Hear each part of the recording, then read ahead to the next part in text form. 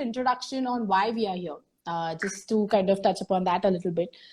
So basically, Simply Sport does a workshop on menstruation and sport, and Geeta knows about it. And with this workshop, we try to kind of talk to women athletes and their coaches about menstruation, what it does, how is it related to performance, what is important kind of tracking menstruation, why is it important, a lot of things under that workshop. So as a part of that workshop, some of the insights that we got were actually on nutrition, and a lot of questions came to us in terms of what do you eat, how is food related to menstruation, and I know why is food so important, and a lot of athletes or even coaches didn't know about it. And one of the things that also came up through this discussions was that access to the best nutritionist is not the easiest, because it's very difficult to reach out and who to reach out, and I mean this thing is still developing. So we felt like Geeta would be the best person to kind of make it accessible, to kind of have this open discussion on how nutrition and menstruation is connected, because we're getting a lot of feedback from athletes about this, that can you have something on this, and we love to know more about it and all of that. And luckily Geeta here kind of was excited about the idea as well, and so that is how this thing started. And now we are on to a series which will cover 5 very, very important topics about how food is connected to menstruation, how women athletes can look after themselves even better with food, especially with their cycles and all of that. So please always join us. We have this going on for the next 5 weeks. We will be here every Tuesday. So we look forward to, having these discussions with all of you. So before we start with the actual session today, I just wanted to kind of start off with Geeta. And if you could just give us a brief background of what you do, how you've come here, and why have you joined us, on this mission.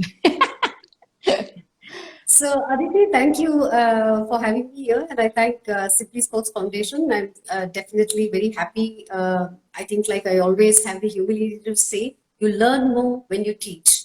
So I think it's extremely important from paper to practice. Sure. So I'm really excited and looking forward to these series, because there's so much that we keep coming across or skim through research articles. But I think when you want to really convey it to the audience, and you are really wanting to be updated again and refresh your knowledge. So I'm a dietitian, and I'm also practicing sports nutritionist. Thankfully, juggle only nutrition for the almost 19 years, and very fortunately for me, accidentally I got into studying sports nutrition from the International Olympic Committee, and I enrolled in 2015, late 2015, 16, 17. I was studying, and I was very fortunate that I had a full-time job, and I could afford not just paying the fees in installments, but I could afford to even go to the Olympic headquarters in Switzerland, Lausanne, for my graduation. So ever since then, primarily, I've been very fortunate that I also, not just a faculty, and I'm trying to teach sports nutrition now, and I also work with elite athletes, and I think I've been, in the last 2-3 months, I've been extremely fortunate. Now I can say I'm also helping Olympic level athletes, a couple of them now. So I think the journey has just started, and I hope that we will have to contribute towards the next Paris Olympics. Yeah, I mean, we need you guys, I think as we grow as a country in sport, I think we need all the support that we need. And it's so good that, we have people like you now, because I remember that me as an athlete, nutritionist, why do you need it? It started with that, So now that, I think athletes are becoming more aware, and all of you have become more accessible in that way, especially at the elite level today. It's making a big difference. We are doing better and better with each Olympics. So thank you for everything that you guys do.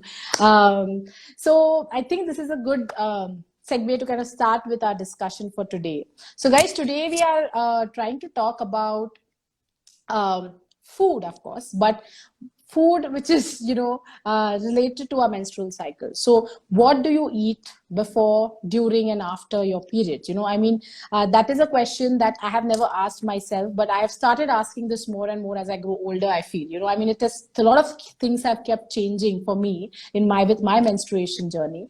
So Geeta, tell us, what is the best food that you can have? Maybe let's start with before, and then we'll go to maybe during and then after. Actually, Aditi, honestly, just as I was trying to, go over the points, and just it struck me that honestly, I know that all of us as females go through the, some changes of, you Yeah, know, gut or bloating or, tender breasts. But I kind of never paid heed to, am I consciously making an effort to eat different, exactly, exactly. it just got Ex- me thinking, and I think I should pause and be a little more aware now that it's this section. So I must exactly. confess. So to begin with premenstrual syndrome, different women react differently, and these premenstrual syndrome can have several symptoms from just irritability to fatigue to, because there is a change of hormones and the estrogen falls and progesterone is high. So there is also a correlation to the hormone estrogen. And sorry, it may get a little technical, guys. Bear with us. Uh, if we educate you why this happens, probably you will be able to understand this whole, food choices better. So serotonin is a neurotransmitter, or the feel-good hormone, and that also slows or gets lowered when the estrogen, the female hormone, is low. So typically during ovulation is when estrogen is the female hormone, which is at its peak, and then it gradually, tapers. So anywhere between a week or sometimes longer, females can go through some changes, and typically bloating, cramping, water retention. And definitely, I think I'm very proud. I think as a gender, I think there is so much that we juggle, Yeah. being a mom to being a cook, and not to mention being a housekeeper 24/7, which is so Sure. there's much that we juggle that sometimes we honestly do not pause and take care. So I think primarily because serotonin, what happens is you have certain food craving or the calorie intake that typically goes up prior to menstruation, and there is definitely an urge to eat more. So the craving is obviously there, and I'm sure there are a lot of articles, and I'm sure females have read about, the craving to eat chocolate or Yeah. sugar or Sweet. Yeah. We got yes. that a So lot from our workshops. All of the athletes were like, Didi, hame na, we want to eat something sweet. And being athletes, we can't do that. So, kya kare? How do we manage this? So, we got yes. this question a lot. One way to do up your mood directly is to, definitely look at consumption of slightly little more food, but the better way would be to look at foods that can be slow digesting. So that instead of Okay. reaching out to sugary, you eat something as a whole grain. Like for example, if you would like to eat, say, a sugary stuff, you could definitely, I'm not saying don't eat, as I think as dietitians, the first rule of thumb is we never say don't eat, but I think to just kind of use it in a scientific way to say, okay, I can top up the sugar, but maybe let me, lay the foundation of that fruit or a whole grain cracker. I mean, the whole intention to eat complex carbohydrates, what we scientifically or technically call the slow digesting carbohydrate. Because Right. carbohydrates, like say oats, or even for that matter, a banana, which is quite a superfood for athlete, very high in potassium, gives you calories, energy, and most importantly, it has dopamine, and that is a Okay. feel-good factor in the brain. So Right. complex carbohydrates more digesting, and they can kind of really feed your serotonin, because serotonins are and even for that matter resistant starch, or even your cool plantains, or even slightly unripe bananas again feed the good bacteria in the gut. And because what's funny or tricky about the serotonin is, though it feeds your brain, which is a neurotransmitter, 90% of it is absorbed in the stomach or the gut, not stomach, intestine, the gut. Okay. So that's the gut brain axis that you keep hearing about. So you Okay. you really have to definitely take care of your gut health too, and Okay. look at high protein foods. And because I know we're doing a series, and I like to keep this very crisp, because I know that we will touch upon some of these topics, and we Yeah. can discuss at length the food choices specifically in when we discuss bloating, cramping, and how can you address craving. So Sure. high quality protein that comes mainly from dairy or non-vegetarian foods are very, very important, because in vegetarian athletes there is a lack of one particular amino acid called as methionine in the pulses or dals. So what happens then is, because there is one amino acid that is lacking, or you need to increase the quality of these proteins, you need to do complementation, eat a combination. Like for example, if you're eating a cracker, you may want to top up some peanut butter on it. So that's a legume. Okay. So Okay. you're eating a combination for a snack, or you're eating, say, idli or dosa, which is again a rice dal combination, khichdi, rajma, chawal, where you are then increasing the protein quality. So high quality proteins are very important because for the main reason that there is high amount of tryptophan, and tryptophan is an amino acid that directly increases your serotonin, or your again your mood. I don't know how many of you kind of paid attention to eating chicken or Thanksgiving, particularly turkey, and they say Yeah. increase the tryptophan rich food so you sleep well. So I think I definitely like to touch upon sleep also in this session, because you can eat all the best of food, but if you're not sleeping enough, you are going irritated, and not to Yeah. mention the ghrelin, the appetite stimulating hormone. And honestly, Aditi, this is not just one sporadic one day, just because if you're in your premenstrual, you just kind of eat really very organized and try and get that Yeah. extra dose of an hour of sleep to make up for your sleep debt. But that's Yeah. really not to kind of, I personally think it may not be making a world of difference, because you have to look at this on a ongoing basis, as a long drawn haul, because Yeah. athletes and 10 session. So apart carbohydrate, high protein quality foods, most importantly also B6, which is another vitamin that is really important for your energy, for your mood, because sometimes you're sluggish and you're tired. Yeah. So tryptophan takes care of that. Omega-3, again, very good in oily fish like sardines and mackerel, which are very economical, but Yeah. sometimes even salmon is a good option, because omega-3 also can help you as an overall skipper, that it really takes care of your health. Also watch your vitamin D, because vitamin D is extremely important, not just, and like I already gave you, this premise to saying that omega-3 and these kind of food changes ideally should be kind of looked at it on a more routine basis, because Yeah. even vitamin D can kind of take months for you to increase your blood levels, because it's not going to make a difference just because you are kind of feeling a bit blue and you Yeah. pop in one extra dose of 4,000 IU vitamin D. It's not going to perk you up overnight, but Sure. however, Yeah. if you kind of sustain good intake of, because vitamin D is hardly available in Yeah. vegetarian food. Pretty Yeah. much comes very, very little, 40 IU in an egg yolk, salmon, maybe oily fish, and cod liver oil is very high in vitamin A. So you don't want to do that. A lot of Okay. athletes mistakenly consume a lot of cod liver oil thinking it's omega-3. But you got to be careful there, because Right. any one vitamin that goes up, like typically we saw in the pandemic, people went berserk with zinc. Yeah. Zinc. Yes. And then you Yes. don't realize female athletes actually need more iron to compensate eventually, because they're losing blood and iron. Because when you overdo one mineral or vitamin, it actually leads to poor bioavailability or absorption of another nutrient. And zinc would Right. do that to iron and copper. Right. You know, Right. similarly, because these fat soluble vitamins are stored in the liver. Okay. So when you overdo one vitamin, it can lead to something called as hypertoxicity, or sometimes when you excessively overdo Yeah. it when there is no need. So that's why we always say periodically, please do evaluate your blood parameters, because it doesn't change overnight. It doesn't Yeah. happen in 2 weeks, but give it some time, maybe three, Right. 4 months. So then you kind of address that. So I think in a gist, I think complex carbs, protein, omega-3, vitamin D, I think, yeah. And then maybe we'll take the next questions and Yeah. discuss the Sure. Sure. other foods. So the omega 3s, the high level of protein, like you spoke about bananas, how to kind of maybe instead of having a proper chocolate, you have a cracker, which is complex carbohydrates, so all of this, are you saying all of this has to be focused upon, especially when you're maybe a week away from your period?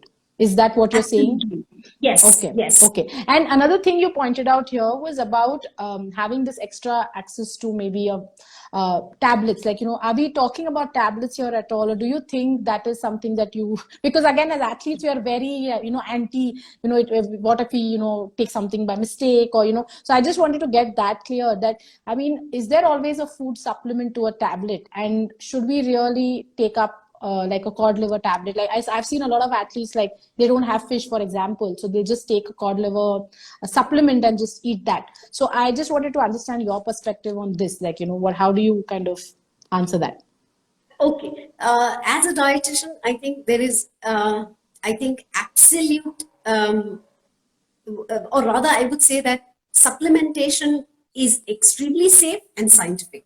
Okay. But however, you need to follow the advice of a professional, be it a sports medicine doctor, like a physician, or a qualified dietitian, Yeah. because you need to look at blood parameters. Just because you hear something on, say Instagram, or Yeah. these influencers, I think are big today with the pandemic, and then there's Google. So don't just research something off some .com site. Yeah. There's a whole lot of protocol the way we do that, because I think we are definitely looking at ethical practices. So the blood parameter is the right step to evaluating what level are you at, and what is your deficiency. Is it severe? Right. Do you need it? What is your training protocol? Yeah. Are you anemic? So it's not just one standalone nutrient we look at, because Yeah. iron itself is so complicated. Hemoglobin, we need B12, folic acid, and you're looking at all of these in order to ensure that there is absorption bioavailability, because Yeah. giving a nutritional supplement is one thing. How much of it is getting absorbed is a different ballgame. And Right. there is and you also have to be patient, like I always tell an athlete. So nutritional supplementation is wonderful. It can be a lovely adjunct, or it will augment your food. Of course, as a dietitian, we always say food first. So, like if you're anemic, we will never say keep popping in an iron, supplement, because it again has side effects. It will lead you to constipation. Yeah. Sometimes there is sometimes even athletes are petrified because there's a discolored, Yeah. stool. So when they look Yep. at the bowels, and yeah. So Yeah. they look at the stool, and there is one or two, and sometimes even psychology, right? Yeah. So yeah. But however, you have to educate them and say that over time, how do you notice, your improvement in performance, your Yeah. fatigue, Yeah. recovery? Do you Yeah. fall ill? You have to Yeah. look at it more holistically, to say, look at the food. So you firstly say, okay, can you look at iron-rich food? Are you Yeah. vegetarian, non-vegetarian? If you're Right. vegetarian, more you may need a supplementation. So you have to look more Sure. holistic manner. Sure. Great. So now that we've covered some bit, I mean, I would love to kind of we can talk about it later, but we could, if we could kind of make a list of maybe some 5 foods which are critical, in terms of your premenstrual. Can you just name them for the audience, like just maybe 5 best foods, for example, which are the best in terms of your a week before your cycle? Is there something like that at all? Okay. No, there isn't. Firstly, it Okay. depends on what are your cultural habits, what do you Okay. have in your pantry, what do you Okay. like and dislike. Sure. So there is no blanket rule. But Okay. however, you whole grain. Probably if you're in North India, you eat whole grain roti. Nahi to Right. jowar, bajra roti. In Correct. Maharashtra, you all eat a lot of, Yes. basi. Whereas Yes. in Karnataka, we eat a lot of ragi. So if you're used to say, and then honestly, as athletes, there's nothing wrong in eating white bread, pasta. Please don't go by, oh my God, this is bad. Don't plagiarize. Don't say that, oh, I think we need to, Maida. Everybody is like against that maida, right? I mean, the maida is a in problem. fact, I remember when I was studying my Olympics, and in my final exam, I had this one question where, there was a fast food, there was an option of fast food, and we were asked to rate the quality of the meal.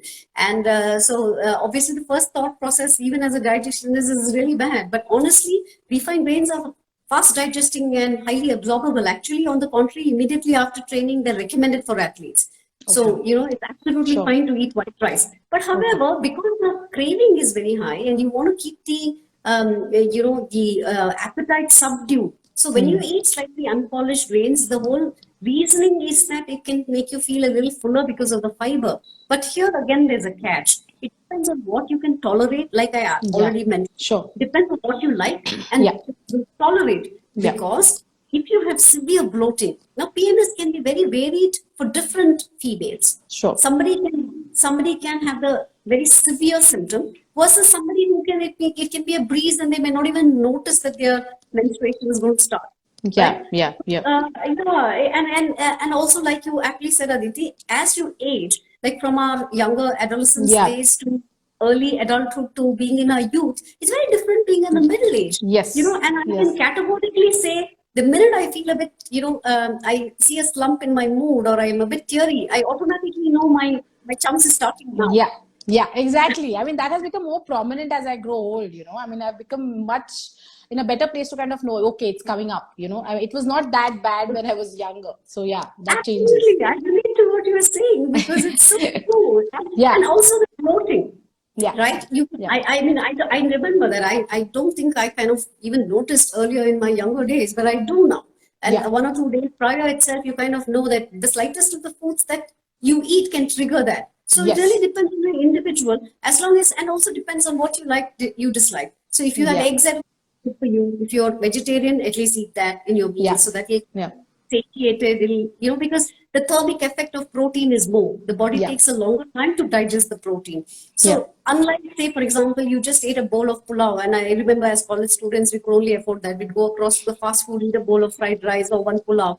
And Sure. it's very high time, meaning it digests very fast. So, Sure. in no time, in about an hour or two, you are going to be feeling hungry. So, you're going Yeah. to reach out to something similar again, maybe Sweet. Yeah. biscuits or Yeah. something processed. And if you're not organized enough, then the craving, obviously now in Bangalore, has been crazy for the last 2 weeks, raining torrential. Yeah. So it's colder. You are going to feel hungrier. So Yeah. you will reach out to food that is easy and accessible. Sure. So you Sure. have to just look at it more, practically and also on individual basis in many ways. So I think Okay. also affordability. I understand that, Yeah. being an athlete and playing a Yeah. sport is very expensive. Sure. So Sure. Yeah. you obviously can't tell the athlete, somebody who probably may not have budgets. You cannot Yeah. always say, hey, walnuts, you get omega-3. So you Sure. should be able to give them an alternative to say, can you look at pumpkin seeds or watermelon seeds? Maybe you're Hmm. still getting Hmm. magnesium and it Right. can be beneficial for you. So you may not want to eat 2 or 3 walnuts, but you may want to eat an ounce or a handful of those seeds, which are Sure. economical. So Sure. look at it all in that context. Okay, cool. So now, like we've kind of touched upon a little bit of bloating and cramping, and before we go to the next part, like what to eat, maybe during and after, I actually want to attack bloating and cramping, if that's okay with you, because that's something that is personal to me as well. So I mean, I bloat a lot, especially when kind of I am, I'm especially when I'm on my periods. Actually, I bloat a lot and I'm very uncomfortable just generally, and of course the cramping is crazy as well. So I didn't know that you could actually have an effect of food on that, and I'm really curious as to how do you do that. I mean, what is the connection with food and managing your bloating and cramping?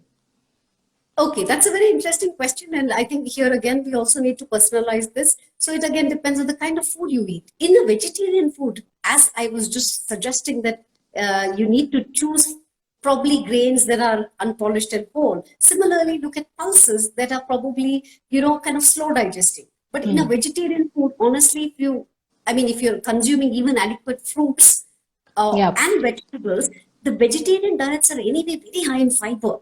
And the Hmm. fiber itself can add to a lot of bloating of flatus because, the gas and the wind Yeah. is a part of it because all these fibers go into your large intestine and the bacteria ferment. And then Yeah. what happens? You obviously have methane, carbon dioxide, and hydrogen that is going to be produced. And it's very normal to have some bit of flatus or letting go of weight. And that is a normal part of being alive. Sure. But however, depending on how sensitive you are, there Yeah. are ways you can tackle this. Say, for example, I know that I personally use hand pounded rice, which is basically semi brown rice. Okay. But when brown rice, I find it very difficult to chew because I Hmm. just don't find it very palatable. So I use it in the dosa. Okay. Fermentation can lower that. Okay. Fermentation, pickling, Okay. sometimes even, leaching, soaking, throwing the water. Okay. Pulses again, very Hmm. important because, they will lead to a lot of gas. So, choose only plain dals then, if Okay. possible. And when you eat a mixed meal, if you say, for example, even if you're eating some, say, roti or, semi-brown or parboiled rice, which is basically where the paddy is boiled, it is far more nutritious than just eating steamed rice, basmati rice.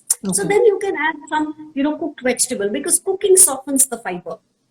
Right. So we are not saying, when you load up on fiber, don't eat too much salads and some kind of Hmm. also remember not just that cooking softens the fiber, that's an advantage. So it's easy on the stomach and Yeah. digestion is far more lighter. Hmm. Also, you have to remember to spread it across. Don't eat all that heavy thing like you eat the chole and the and the green leafy vegetables and everything in one meal. What happens then is the fiber load is so much, and if you Yeah. don't adequately drink enough water, which Yeah. could sometimes be a problem to Mhm. all, or rather Every problem in all terms of problems. digestion. Yeah. So if you Yeah. don't drink enough water, that can also lead to constipation. So you have to Hmm. remember to just face it out. Go easy with your stomach. Probably sometimes even eat smaller meals. You don't have to overdo it. So I think that is one big culprit that I can guess. bloating, and also based on your individual symptom reactions.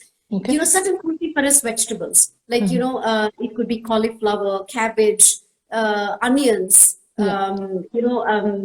garlic. Certain foods can trigger a whole, like even cucumber for some people. They're very sensitive. You eat cucumber and because it's sulfur-containing vegetable, so there is going to be some burping, which also leads to some bit of bloating. So look at foods that can kind of ease your bloating in 1 or 2 days. So there is though we say complex carbs, but you can kind of personalize that, experiment with it, and see what you respond to and what works for you. So there is going to be some learning from a bit of trial and error here.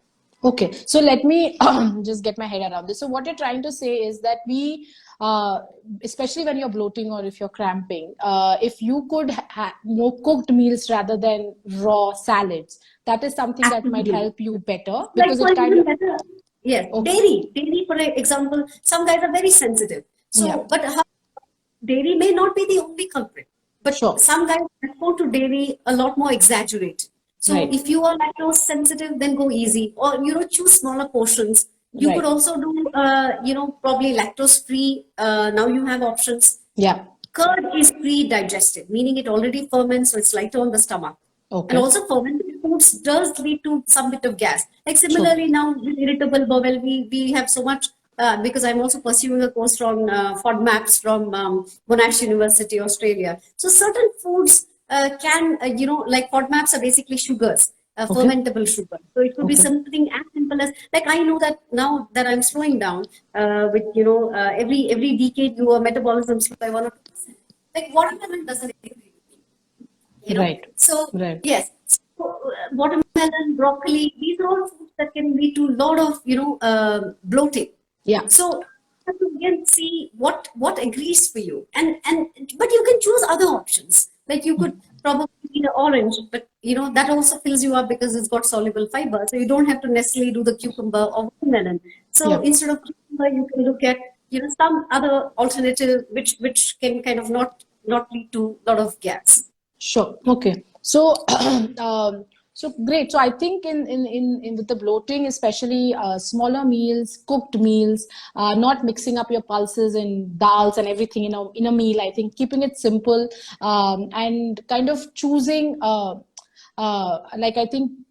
What I used to tend to do as an athlete was that I'm bloating a lot, so let me just have a salad. It'll be light on my stomach. So I was wrong, basically. I shouldn't have done that. It was actually about eating more cooked food rather than actually, just going on to a salad. Symptoms, like I said, somebody may not even have PMS. Premenstrual syndrome is very, very kind of personal. Somebody may have. So based on your symptoms, then you can ease this digestion process.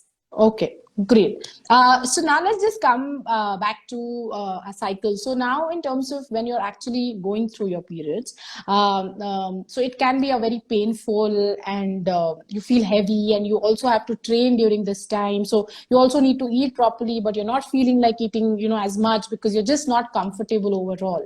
And especially for athletes, right? I mean, you're also sometimes playing a tournament, for example, and you're on your second day, which is like your worst day in terms of bleeding and all of that. So you're losing a lot of energy, but you also have to put out your best performance.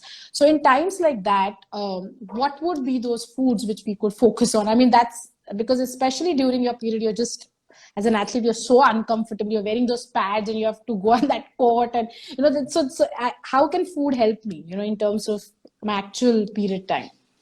Okay, so the guidelines are pretty much the same. Like now we were highlighting on how you need to eat, but 1 or 2 days, typically once the menstruation commences and when the blood supply to the uterus gets cut off, that is where the pain starts. Yeah. So sometimes I know, in fact, they also believe that more than now that, we've discussed of what foods are ideal, maybe we can talk about some foods that you need to moderate or, kind of be great. Advise.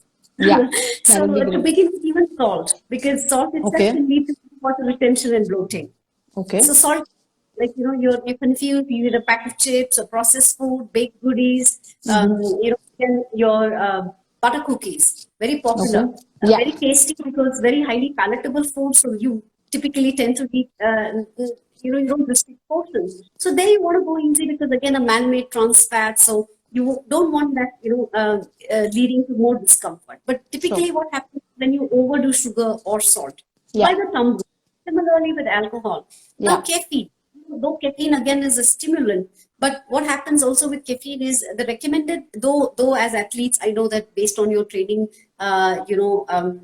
schedule, or your pre-competition or competition cycle, now we know that even from the IOC consensus that caffeine is an ergogenic aid. But however, you also need to, probably just be judicious with the fact that it as little as 1 to 3 mg per kg body weight, which is say if it's a female and 60 kgs, and that could be even 1 or 2 mg itself is about 120 mg of Yeah. caffeine. It could be Okay. a half cup of coffee. You don't need Mm. more than that because Sure. again, coffee is it is very varied. The range can be quite large. Right. Depending on, are you using instant, are you using filter coffee? So Yeah. caffeine also again is a stimulant and can kind of increase your attention span or make you feel to be in a better place in terms of Yeah, mood. I But wanted to again, interrupt you on this. I wanted to because when you speak about coffee, and I have so many athletes around me. I had so many athletes around me who would just be crazy about coffee, and somehow they connected coffee with performance. I never had coffee, but like you rightly said, I mean, there is something. I mean, it's I don't know if it spurs your energy on, or I don't know what it does, but I think in terms of menstruation, that is not really making sense. Too much coffee is not good for you, right? yes, because it can lead to irritability, particularly since your hormones are, kind Up and of there, yeah. bonkers and Yeah. topsy-turvy. Caffeine also can irritate your gut, and caffeine, in fact, earlier the notion was that caffeine is a diuretic and it makes you dehydrated, but that's not the truth anymore. Okay. Caffeine is not a hydrating agent. But however, caffeine now we know from research is a laxative, meaning it can make you go, and you feel like Yeah. evacuating. Yeah. And acid, because of the hormones, which we will also talk about in one of our series. Yes. So caffeine can aggravate that. So go Right. easy with the caffeine, sugar, salt, Okay. and did I lose out on anything else? Most importantly, also red meats. So Okay. you want easy even during premenstrual, or before your menstrual cycle. Also during your menstrual cycle, go easy with the red meats, particularly because red meats again can kind of lead to increase of that uterine thickening the wall because they have something called they increase something a hormone like compound called prostaglandins. So that can again, which means that the thicker the uterine lining, what will happen is that it's going to, when there's ischemia or cutoff of the blood supply and you're going to menstruate, that means the body has to work that much harder to pull the lining off, and Yeah. that's going to lead to more pain. So you may Sure. want to go easy with that. Okay, awesome. I just wanted to let the audience know, whoever are with us right now, if you have any pressing questions from what Geeta is telling us, do put it on the chat. We'll try and address some of them. We'll for the last 5 minutes, we'll surely spend some time to kind of answer your questions. It's okay if you don't have any right now, but like I've said before, also any question, any doubts, you can just DM us on Simply Sports account. You can also DM it on to Geeta directly. What we are going to do about the questions is when we actually come on to the next part of the series, we will start with those questions first and then get on with our whatever we've planned for the day. So do ask as many questions as you want. If not today, we'll address them in the next session for sure. So be assured of that. So now just getting back on the last part of the discussion. So why is it important to kind of focus on food post our menstrual cycle? Because I can understand the before and during, but why is it so important to kind of focus on what we eat after? Because then you're kind of happy, I mean, there's not really much that you're bothered about and you're like, oh yeah, you're done with this. So why is it so important to focus on nutrition after your cycle as well? Sure. Since females lose some amount of blood, and that can be again very varied. Somebody can have a normal flow could be heavy for somebody, and Sure. somebody can amenorrhea or based on the athletic training load. There can be irregular menses or a smaller or a lesser flow. Now, what happens is because blood is made of iron, and an athlete has the maximum requirement of the iron because it's the iron that carries the oxygenous, the hemoglobin is what binds to the oxygen and it hemoglobin. So you may want to include those beetroot juice and all those nitrate-rich vegetables and so many other things which can increase the oxygen carrying capacity, or what we call it as VO2 max. But it's still the iron which is the core of hemoglobin. So when that iron is lost, and the body is quite stingy when it comes to iron, because it always tries to save that, because based on so many other parameters, culture, tradition, your eating habits. So iron is very important for the body. And since females lose that bit of iron, it's very important for you to look at foods that can, increase your iron level in the body. Okay. So if you think that, I know that the relief that, your menstrual cycle is over, but if you want to keep in a state of happiness, iron is very important, not just for your blood, but also for your brain, because eventually the iron that kind of, because athletes have such high training load, and now that I do hardcore, work with only athletes, I understand that it can be very hectic, because it's not just about your training and how upbeat or how energetic you are to sustain those 2-3 hours of training. It's also the fatigue afterwards. The recovery process. So iron is extremely important. I think another important aspect we did not touch upon is the cramping. I think maybe we will just wind up with that bit, because I know that magnesium and calcium, that's another thing that I did not talk about. So iron-rich foods can be got in non-vegetarian food easily, because it's readily absorbed, and that can be funnily red meat. So any other time is okay. Prior to your menstrual cycle, go easy with the red meats, but yes, in moderation. Yolks, egg. Again, another typical question is, athletes always ask, should we eat the yolk? Please do eat the yolk. It's the yolk that's got the omega-3, the iron, the calcium, the biotin, the B12, all the lovely things in the yolk. Don't overcook the yolk, because one tip here is, if you denature or overcook it, the eggs get too rubbery and chewy, and the digestion of the protein gets killed. Okay, so you don't want to do that. That's one tip here. So you could use milk or tomato juice to soften the eggs, and be gentle with the eggs. Always use mild flame, so simmer eggs, in a way that you have more absorption of protein from that. So do use the yolk, and if you boil the eggs, make sure that your yolk is always golden yellow. 8 to 10 minutes only. Like, I know that sometimes when I either eat outside, you notice that there's a green ring that's formed on the yolk, and that means it's overcooked. The hard-boiled eggs have killed the iron, so the iron is lost. So never allow that golden, yellow yolk color to disappear. The glow of the egg, the glow of the yolk shouldn't go, like the glow on your face, right? Totally. Okay. So always remember that. I think this is a very important tip for athletes. So do eat the eggs. So iron is again available in non-veg very easily, like I mentioned, chicken and of course all the meats. But vegetarians have to really take care, because the vegetarian iron doesn't absorb easily. So, for example, if you're eating dark green leafy vegetables, or even that watermelon I talk of, watermelon, custard, dry fruit, dates, raisins, there are many ways you could get iron from even chickpeas, like, your chole, pulse.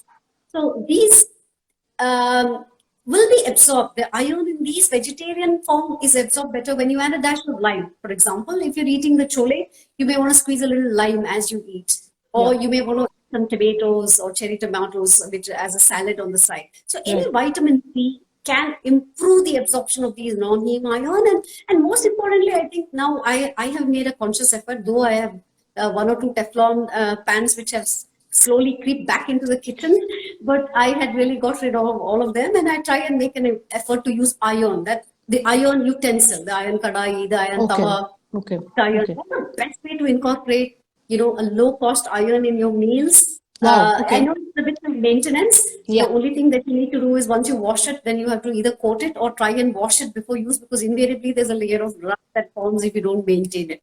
So that was interesting. Using an iron utensil, awesome. Yes, very, very cost-effective, very reasonable. You don't need supplementation on a routine basis because iron also is something that kind of takes weeks and months for it to increase in your blood. It doesn't happen overnight. So simple things is, making these small little, swaps can really improve your iron intake. Okay, awesome. So now I know why post-menstrual is as important as well, because I'm losing a lot of iron. So we have one question that has just come up, and Apeksha is asking us this. So she's saying, hi, so somebody recommended a small piece of dark chocolate during periods. How does that work? Is it good or not? Honestly, you don't need the dark chocolate for the magnesium. I was just telling you one aspect of cramping we left out, which I just reminded Aditi.